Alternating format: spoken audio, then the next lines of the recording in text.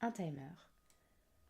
Est-ce que vous êtes surpris si je vous dis que c'est les timers, les minuteurs qui ont complètement changé ma vie sexuelle? Je vous explique.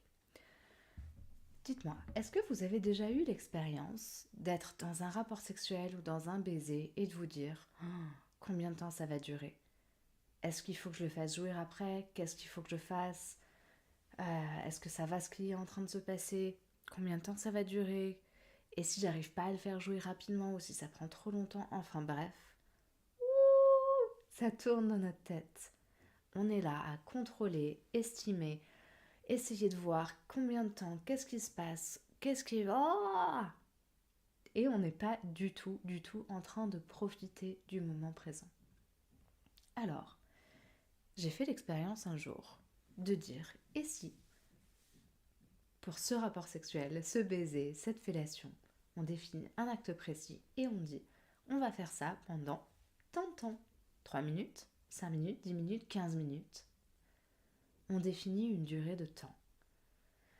Ça demande aussi de dire qu'on lâche le but d'aller à l'orgasme. Non, on n'est pas forcément là pour aller droit au but, droit à l'orgasme, forcément dans un mode de productivité. La productivité est l'opposé du plaisir.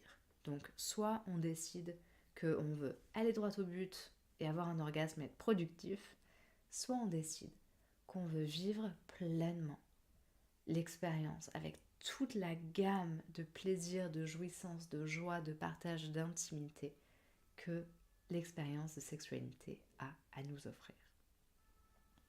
Ok, vous êtes avec moi?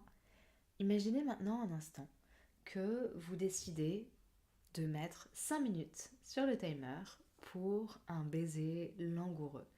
Vous savez, on a prédéfini que au bout de 5 minutes on s'arrête, que ça ne mènera pas à un rapport sexuel et que le but est juste de profiter du moment et de se rapprocher.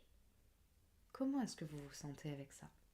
Est-ce que ça allège pas un peu la pression de se dire ah bah si je l'embrasse comme ça, il va se dire que j'ai envie, ça va ouvrir une porte? Vous savez ce que la majorité des personnes qui sont dans un déséquilibre de désir dans leur couple me disent? J'évite de le ou la toucher, caresser, embrasser d'une manière qui risquerait d'être suggestive, qui lui donnerait l'idée que peut-être plus c'est possible. Parce que j'ai peur de me sentir pris au piège, d'avoir créé des attentes auxquelles j'ai pas envie de répondre en fait. Et donc j'évite de l'embrasser passionnément, de lui caresser le ventre, de lui toucher le sexe, de lui toucher les seins, de lui caresser le visage. Et petit à petit, ces gestes doux, beaux, d'intimité s'éloignent et on sent de plus en plus loin.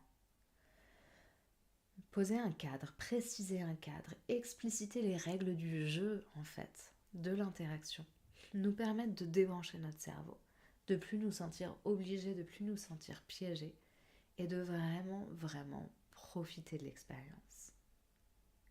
Et alors, si on sait qu'il n'y a rien qui vient après, on peut être plus détendu et on profite vraiment. On apprécie le contact des lèvres de l'autre sur les nôtres, on ressent le plaisir.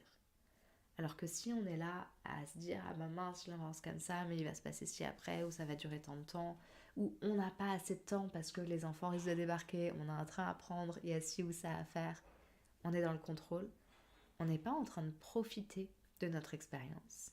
Du coup le baiser est moins agréable, du coup ça diminue notre désir de reproduire l'expérience de sitôt.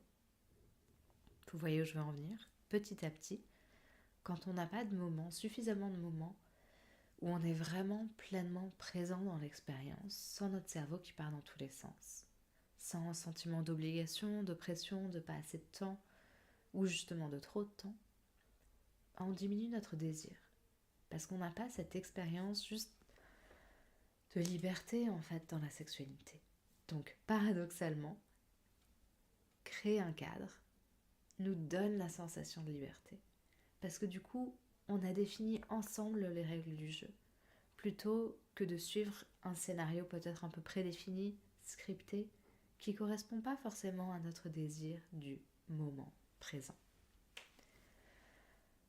Je vous invite à faire l'expérience. Prenez des petits moments et voyez à quel point on peut s'amuser en fait dans des moments de sexualité et à quel point on peut ressentir du plaisir même quand c'est très court. C'est exceptionnel. Dites-moi dans les commentaires si vous en avez fait l'expérience, ce que vous en pensez. Et abonnez-vous à la chaîne. Si vous voulez en savoir plus aussi sur mon parcours et sur la manière dont je conseille ces petites expériences à mes clients, vous pouvez le retrouver dans mon livre L'intelligence intime. À très bientôt.